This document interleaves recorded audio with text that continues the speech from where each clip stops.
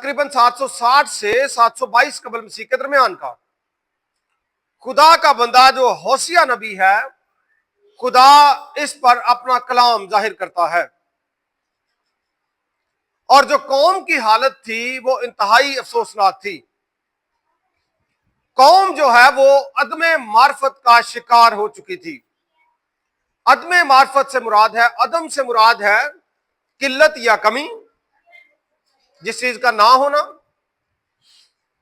یعنی کہ عدم پیسہ ہوگا تو پیسے میں کمی ہے، قلت ہے نہیں ہے۔ عدم معرفت ہے تو اس سے کیا مراد ہوگا؟ معرفت میں کمی ہے یا قلت ہے یا نہیں ہے۔ تو معرفت کیا ہے؟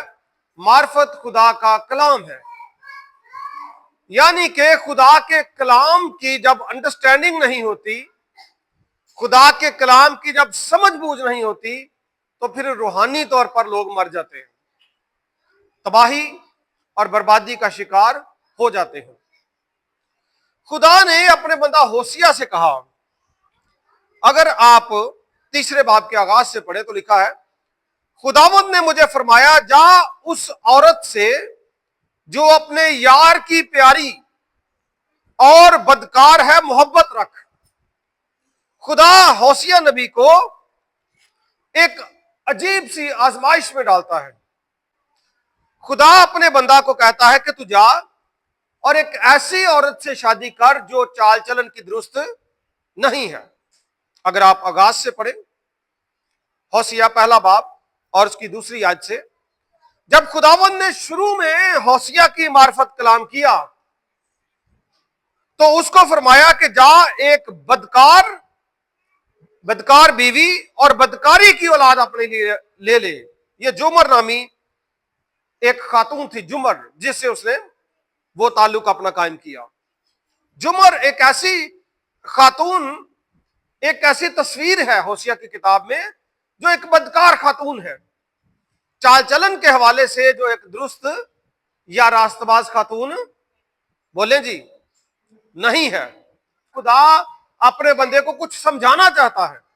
اچھا، تو یہ ہوا کہ جب وہ ظاہرہ اس کو لے کے آتا ہے تو چونکہ وہ بدکار ہے، چونکہ اس کا دل اپنے شوہر کے پاس نہیں ہے اور وہ ایک بازاری خاتون ہے، تو وہ واپس ظاہر اسی علاقے میں پھر چلی جاتی ہے۔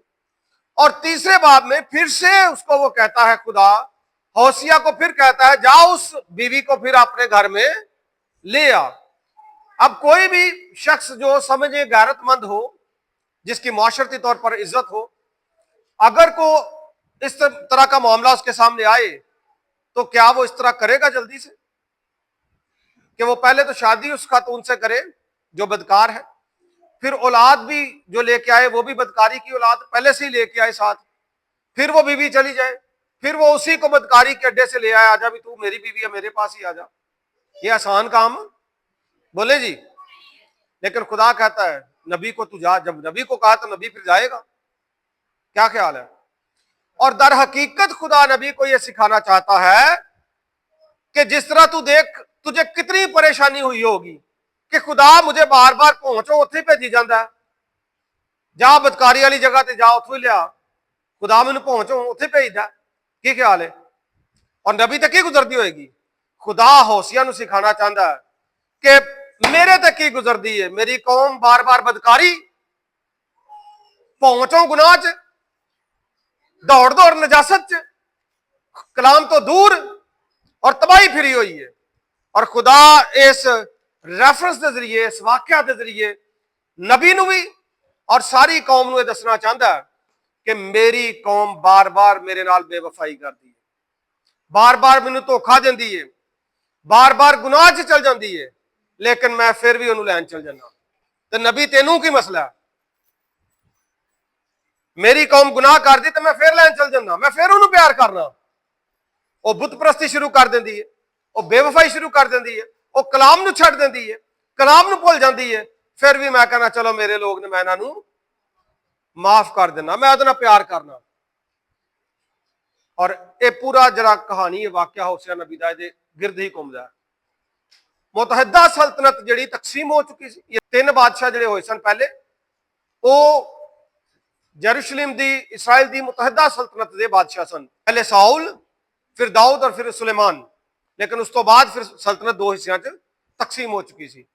ये नबी जड़ा है शुमाली सल्तनत का नबी सी, और इन्हें नबूवत जड़ी की है शुमाली सल्तनत ते नबूवत की सारी, और डंके की चोट ते नबूवत की। खुदा का बंदा कहता है, अगर आप करें चौथे बाब के आगाज में, ऐ बनी इस्राएल खुदावंद का कलाम सुनो, क्योंकि इस मुल्क के रहने वालों से खुदावंद का झगड़ा है, क्योंकि यह मुल्क रास्ती और शफकत और खुदाशनासी से खाली है। ना इनमें रास्ती है यानी पाकीज़गी नहीं है, ये नापाकी है इनमें, इनमें शफकत नहीं है यानी प्यार नहीं है, इनमें मोहब्बत नहीं है, और खुदाशनासी यानी खुदा की पहचान इन लोगों में नहीं है। तो इसलिए इस बात को लेकर खुदा का इनके साथ क्या है, झगड़ा है। और भी बातें लिखी हैं, और ये सारी बातें बताती हैं कि ये लोग जो थे ये अदम मार्फत का शिकार थे। हौसिया के मुखातबीन जो थे, कौम शुमाली सल्तनत की जो इस्राएली कौम थी, ये अदम मार्फत का शिकार कौम थी। अदम मार्फत से मुराद है जिनको खुदा के कलाम की समझ बूझ नहीं होती, जिनके पास खुदा का कलाम नहीं होता। और जब हम अदम मार्फत की बात करते हैं तो याद रखें, इसमें कोई एक बंदा नहीं होता, अगरचे खुदा यहां पे काहिनों को जिम्मेदार ठहराता है। अगर आप गौर से पढ़ें तो लिखा है, मेरे लोग अदम मार्फत से हलाक हुए, यानी कुछ मर चुके हैं, कुछ मर रहे हैं। खुदा के कलाम की कमी और खुदा के कलाम की किल्लत की वजह से लोग मर रहे हैं। बोले जी क्या हो रहा है? मर रहे हैं। और खुदा कहता है चूंकि तूने मार्फत को रद्द किया, रद्द करता है काहिन मार्फत को, और जब काहिन मार्फत को रद्द करता है तो फिर कलीसिया अदम मार्फत का शिकार होती है। जो कलीसिया दा सरबराही ट्रैक तो उतर जाए तो फिर कलीसिया तबाही और बर्बादी का शिकार, बोलो तो सही ना, हो जाती। लिखा चूंकि तूने मार्फत को रद्द किया इसलिए मैं तुझको रद्द करूंगा। अगर कोई बंदा खुदा के कलाम को रद्द करेगा और दुनियादारी के और कामों में पड़ जाएगा तो फिर याद रखे खुदा उसको भी रद्द करेगा। और खुदा के कलाम में लिखा है, ताकि तू मेरे हुजूर फिर काहिन न हो। खुदा तुझे कहानत के ओहदे से बर्खास्त करता है। इस चर्च की तारीख भी आपके सामने है। जितना सांगला हिल के इलाके में इस चर्च से काम हुआ है, FGA चर्च मोहल्ला इस्लामपुरा से जितना काम हुआ है, शायद ही सांगला हिल के किसी और चर्च से इतना काम अभी तक हुआ हो। वो बेदारी का वक्त जब ये छोटे छोटे बच्चे अभी नहीं थे, हम जब बच्चे थे इनकी तरह, तो जो बेदारी यहां पे थी, जितने लोग यहां से मुस्तफीद होते थे, आप में से कुछ लोग इसके गवाह हैं। और ये कलीसिया अदम मार्फत का शिकार हो गई। और खुदा ने कहा चूंकि तूने मार्फत को रद्द किया, यानी मेरे कलाम को रद्द किया, इसलिए मैं तुझे रद्द करूंगा। आपके सामने ये सारा कुछ। जब कोई भी शख्स दुनियादारी के मामलात में पड़ जाता है, लालच के चक्रों में आ जाता है, पैसे के चक्रों में आ जाता है, शोहरत के चक्रों में आ जाता है, खवातीन के या और मसाइल में गिर जाता है, तो फिर वो अदम मार्फत का शिकार होता है और ये सजा उसकी कलीसिया को भी भुगतनी पड़ती है। ये तबाहाली हमने यहां पे पिछले सालों में देखी है।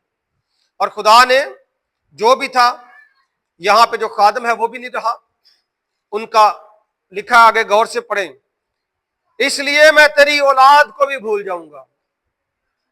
हर इंसान के दिल में यह ख्वाहिश होती है खादम के कि मेरा बेटा, आम ख्वाहिश है ये, खिदमत में आए, मेरी खिदमत को आगे बढ़ाए। होती है कि नहीं होती जी? वो जो मैं नहीं कर सका वो करे, या जितने लेवल पे मैं था उस पे ना जाए, बेशक कम पे करे, करे जरूर, की ख्याल है। लेकिन यहां पे कोई ऐसा भी नामो निशान। खुदा कहता मैं तेरी औलाद को भी भूल जाऊंगा। अदम मार्फत का शिकार लोग जो हैं खुदा को नापसंद हैं, आगाज में लिखा है खुदावंद का उनसे झगड़ा है। और अगर किसी शख्स का झगड़ा खुदा से हो, दुनियादारी च तुसीं घसुन्न मुक्का कर लोगे, क्यों जी?